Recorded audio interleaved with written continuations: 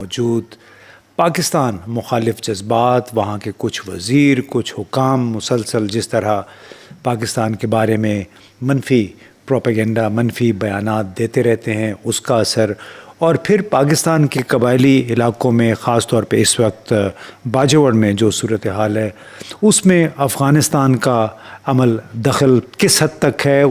Field marshal Syed Asim Munir کا امریکہ کا سرکاری دورہ۔ ISPR کے مطابق فیلڈ مارشل نے امریکن سینٹ کام کی کمانڈ تبدیلی کی تقریب میں شرکت کی۔ فیلڈ مارشل نے امریکی سینٹ کام کے سربراہ جنرل مائیکل کوریلا کی ریٹائرمنٹ پر انہیں خراج تحسین پیش کی۔ یہ تحریک التوا کی صورت میں پہنچا دیا ہے اسمبلی، اس کی تفصیل بھی میں نے آپ کو بتانی ہے۔ پاک افغان بارڈر کے قریب سب سے پہلے میں یہ خبر آپ کو بتایا دیتا ہوں، اور پھر کرک میں ایک کارروائی ہوئی ہے یہاں۔ نمسکار دوستو، طالبان کے ایک منسٹر نے پاکستان کی نیندیں اڑا دی ہیں، کیونکہ طالبان کے منسٹر کا لگاتار یہی کہنا ہے کہ پاکستان نے جو افغانستان کی جو بربادی ہوئی ہے اس میں پاکستان کا ہی ہاتھ ہے۔ یہی کارن کہ انہوں نے کہا ہے کہ وہ پاکستان سے اس کا بدلہ لیں گے اور پاکستان کو اس کی سزا ملے گی۔ یہی کارن ہے کہ پاکستانی میڈیا اس سے کافی زیادہ پریشان ہے، اور پاکستان کے رشتے لگاتار افغانستان طالبان کے ساتھ خراب ہو رہے۔ پاکستان چاہ کر بھی طالبان کو اپنی اور آکرشت نہیں کر پا رہا ہے۔ افغانستان لنک کتنا اہم ہے اور اس کی وجہ سے پاکستان افغانستان تعلقات کس طرح متاثر ہو رہے ہیں، تو یہ ہمارا آج کا موضوع ہے۔ پاکستان اس وقت ایک انتہائی نازک کٹھن صورتحال سے دوچار ہے، کیونکہ ایک طرف تحریک طالبان پاکستان کے جنگجو ایسے مطالبات کر رہے ہیں جو کسی بھی خوددار قوم کے لیے قابل قبول نہیں ہیں۔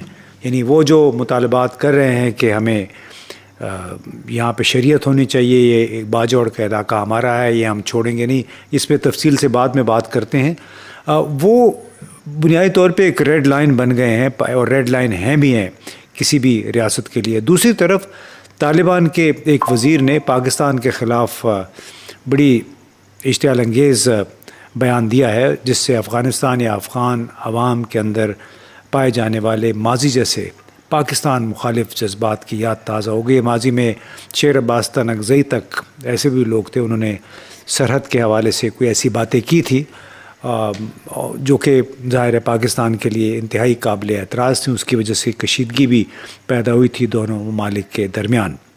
اب جناب افغان طالبان کے وزیر برائے توانائی اور پانی عبداللطیف منصور نے شمشاد ٹیلی ویژن کے ساتھ ایک انٹرویو میں کچھ ارشادات فرمائے، اور اس سے ہمیں یہ سوچنے پہ مجبور کیا کہ کیا اگر جب اس طرح کی سوچ اگر وہاں پہ موجود ہو افغانستان کے اندر کابل دارالحکومت میں، تو کیا آپ پھر بہتری کی کوئی توقع رکھنا کوئی حقیقت پسندانہ فعل ہے؟ کچھ ہمسایہ ممالک اور فرقہ خاص طور پر پاکستان نہیں چاہتے کہ افغانستان کے پاس ایک مضبوط مرکزی حکومت ہو، چاہے وہ طالبان ہو، مجاہدین ہو یا کمیونسٹ دور ہو۔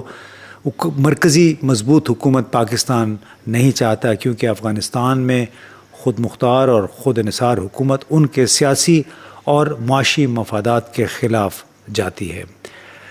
اب ان کے مطابق، منصور صاحب کے مطابق یہ ہے کہ پاکستان چاہتا ہے کہ ہماری جنگیں اور اختلافات جاری رہیں تاکہ ہمارا ملک ترقی نہ کر سکے۔ اب سوال یہاں پہ پیدا ہوتا ہے کہ پاکستان کون سے سیاسی اور معاشی مقاصد حاصل کرنا چاہتا ہے افغانستان میں ایک کمزور حکومت کو سپورٹ کر کے؟ پاکستان کو ایک غیر مستحکم افغانستان سے کیا فائدہ ہو سکتا ہے، جبکہ پاکستان خود وسطی ایشیا کے ساتھ افغانستان کے راستے تجارت کا خواہاں ہے، کچھ تجارت چل بھی رہی ہے؟ تو کیا ایک غیر مستحکم افغانستان پاکستان کے وسطی ایشیائی ریاستوں کے ساتھ تعلقات میں مددگار ثابت ہو سکتا ہے؟ ہرگز نہیں۔ کوئی بھی ذی شعور شخص، کوئی بھی حکومت یہ نہیں چاہے گی کہ اس کا کاروبار ایک ایسے علاقے سے گزرے جہاں پہ جنگ و جدل ہو، دہشت گردی کا خطرہ ہو۔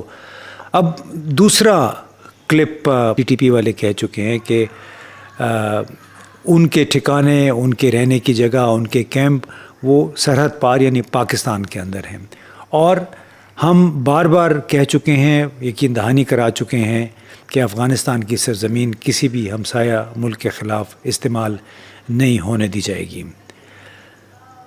اب بڑی ایک مشکل سی صورتحال ہے، اس لیے کہ حال ہی میں تقریباً 7-8 دن پہلے ضلع خیبر کے علاقے تیرا میں ایک امن معاہدہ ہوا ٹی ٹی پی اور مقامی لوگوں کے درمیان، اور اس میں باقاعدہ ٹی ٹی پی کے لوگوں نے کہا کہ ہم ہدایات کے لیے اور اس معاہدے کی حتمی منظوری کے لیے افغانستان میں موجود اپنی قیادت کے ساتھ صلاح مشورہ کریں گے۔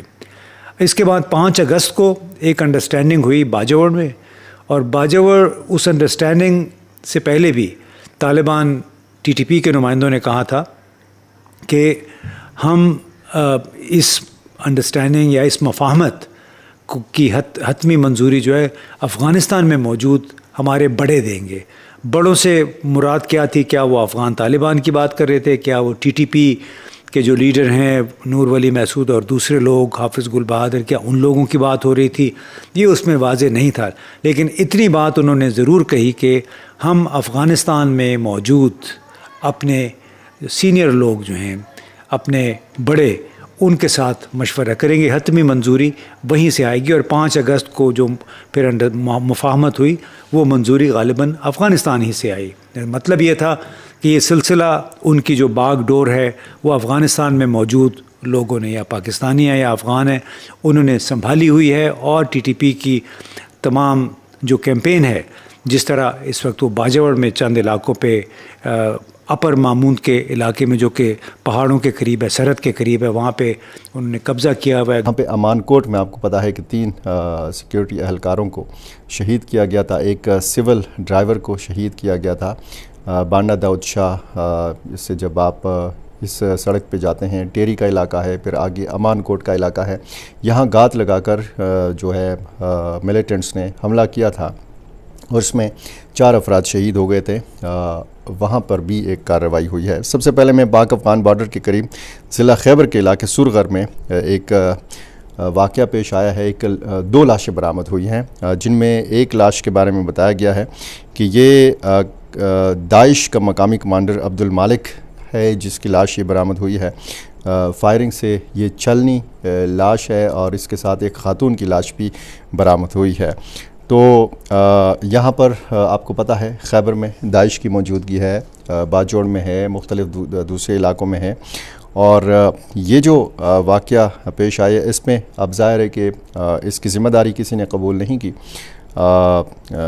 جو شک کا اظہار تو ظاہر ہے کہ مختلف تنظیموں کے اوپر کیا جاتا ہے، لیکن اس معاملے میں جب بھی کوئی اس طرح کی واردات ہوتی ہے تو یا پھر ذمہ داری قبول کی جاتی ہے، یا پھر ذمہ داری قبول کرنے کے لیے کوئی گروپ یا کوئی انڈیویجول جو ہے وہ سامنے نہیں آتا۔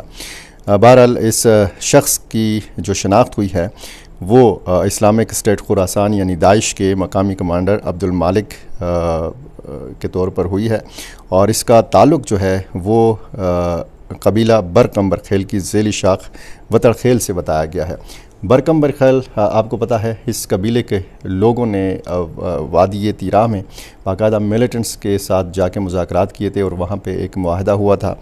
بھوٹان شریف گئے تھے، 8000 سے زیادہ لوگوں نے مارچ کیا تھا، اور پھر اب یہ اس قسم کی وارداتیں جو ہیں یہ سامنے آنے لگی ہیں۔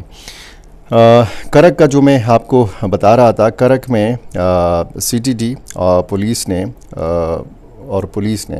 پولیس نے یہ مشترکہ آپریشن کیا ہے۔ امان کوٹ ٹیری کے پہاڑی علاقوں میں سرچ اینڈ اسٹرائک آپریشن ہے، اور اس میں جو ہے بھاری ہتھیاروں سے یہ لیس تھے، جدید ہتھیاروں سے لیس تھے پولیس اہلکار اور سی ٹی ڈی اہلکار، اور یہاں پر مختلف جو ایک مشتبہ ٹھکانے تھے ان کو بھی مسمار کیا گیا اور نظر آتش کیا گیا باقاعدہ طور پر، اور جو مورچے تھے جن کے اوپر یہ شک تھا کہ یہ ملیٹنٹس کے استعمال میں ہیں وہ بھی تباہ کر دیے گئے ہیں، اور یہ بتایا گیا ہے کرک پولیس کی طرف سے کہ ملیٹنٹس کے خلاف۔ تو دوستو پوری دنیا جانتی ہے کہ پاکستان نے ہمیشہ سے طالبان افغانستان کی بربادی کی ہے۔ پاکستان نے پیسوں کے لیے پوری طریقہ سے افغانستان کے ساتھ زبردستی کی جنگ تھوپی، اور اس میں پاکستان نے اربوں ڈالر کمائے، لیکن अफगानिस्तान के लोगों की कीमती जानें गई हैं। यही कारण है कि तालिबान भी इस वक्त पाकिस्तान से काफ़ी ज़्यादा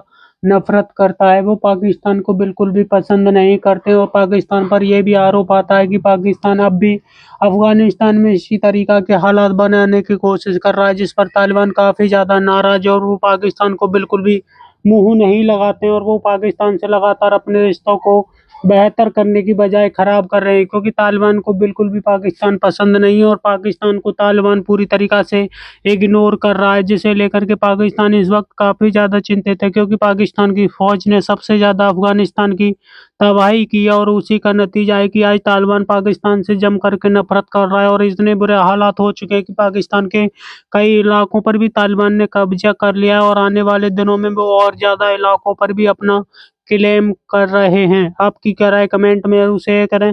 यदि आप चैनल को सब्सक्राइब करें, वीडियो पसंद आए तो लाइक करें, कमेंट करें और शेयर करें। जय हिंद, वंदे मातरम।